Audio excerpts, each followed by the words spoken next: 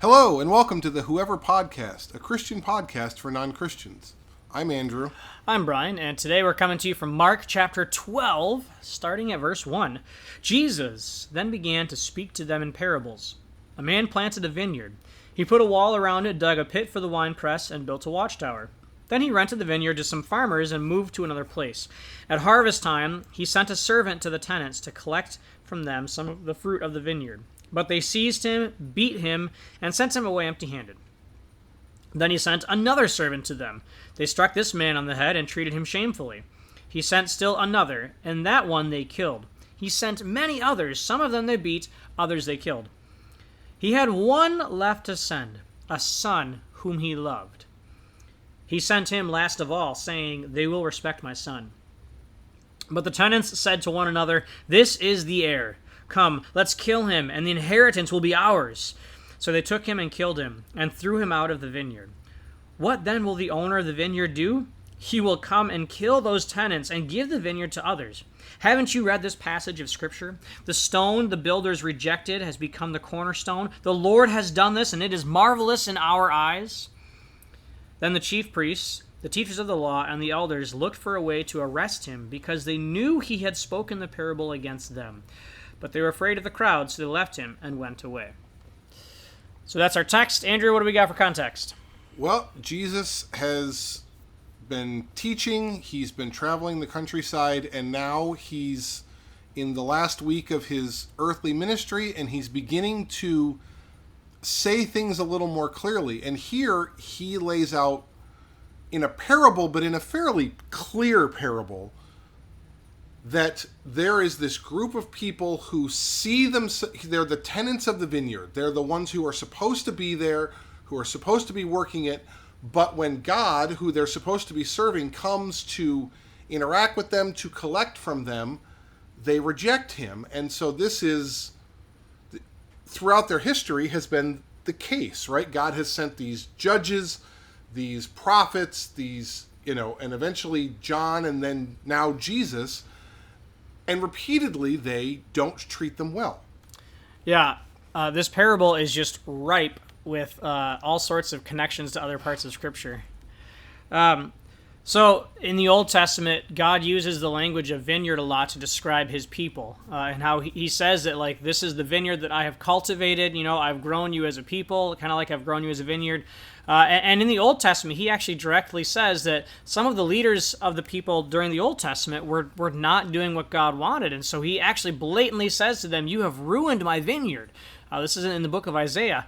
And so the chief priests, they would have been familiar with these passages. So that's why they know that Jesus is speaking this parable against them. And he's saying, oh man, like, we're the ones that are wrecking the vineyard, right? Mm-hmm. But they're so preoccupied with their position and their status that they don't want to change their ways about it. And I think what's interesting about this parable is that the farmer who owns, or the owner who owns the vineyard, gives the farmers and the workers multiple chances. Mm-hmm. He doesn't just send one and then they turn the one away and he's like, "All right, well, that's it. I'm going to come and wreck y'all." He sends multiple servants. And I think this is really indicative of how God treats us, in that no matter how many times we fall short, God just keeps coming after us. God just keeps giving us chance after chance after chance. God keeps wanting us to turn to him. Yeah, and our response is what determines God's position, right? Here he talks about a vineyard, and he says, I've created this vineyard, and I've put these people in it, and I want to have this relationship with them.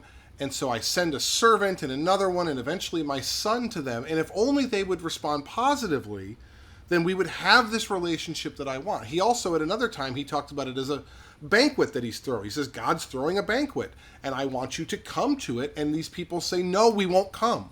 We won't come to the banquet." So in both cases, God's response is to say, well, then I'm going to throw these people out, and I'm going to go out and I'm going to find new people who are willing, because the criteria for being allowed to the banquet, the criteria for coming and living at the vineyard, is a willingness to have this relationship with God and to let your own pride go.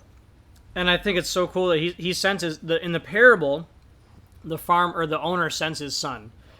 And that always strikes me as just the dumbest thing ever. Like, if the owner's sending servants and the workers are just killing them or beating them up, and then he's think, oh, I know, I'll send my son. Like, no parent in their right mind would send their child into danger like that. Like, that doesn't make any sort of sense. I certainly would not send my son on a dangerous errand where other people have died or gotten beaten before. But that's what the owner does here. And what this shows is this is what God does for us. That He loves us so much that He sent Jesus to save us, knowing that Jesus was going to die. That's how much God loved us. And that always just really strikes me with this passage. Yeah, it's the level of God's love and care and sacrifice for His people, for us, that He loves, it's difficult to understand. It's so thorough. Yeah. And I agree with Brian. I mean, anyone who has kids would say, like, maybe I'll go. Is that, I'll go and risk my life. But my son, right. Right. No, and yet God said, this is what is necessary. This is what, as a triune God, you have to understand that the three pieces are co-equal, and as a group, they hatch this plan. They do this thing throughout all of history because they say, I love these people and I want them back. They rejected us. They sinned. We sent servants and envoys and they killed them. I'm going to send my son because that is the road to giving them this opportunity to come back, and God loved us that much that He did it. Right. Yeah. Mm-hmm. Well, I think that maybe is about what we got for this one. I do want to just comment quick, actually, on the psalm here. Jesus talks about, the stone the builders rejected has become the cornerstone. The Lord has done this, and it's marvelous in our eyes. And this is just a little snippet that reminds us that Jesus is kind of a stumbling block. That what God is doing, God's building He's building a kingdom on a cornerstone. The cornerstone is the very first stone that you put down when you were building a building. And so it was the foundation, essentially. And so what God is pointing at here is that Jesus is the foundation. And it can be a stumbling block for some people. The Pharisees couldn't get over the fact that Jesus was offering this free grace and offering this different way of religion. But this is what God has done. And it is indeed marvelous, as the psalm says. Mm-hmm. So for reals this time, I think that's all we got now. Yeah, maybe? All right. If you got any questions or comments, you can feel free to comment below or reach out to one of us. Until then, we'll catch you next time. Bye.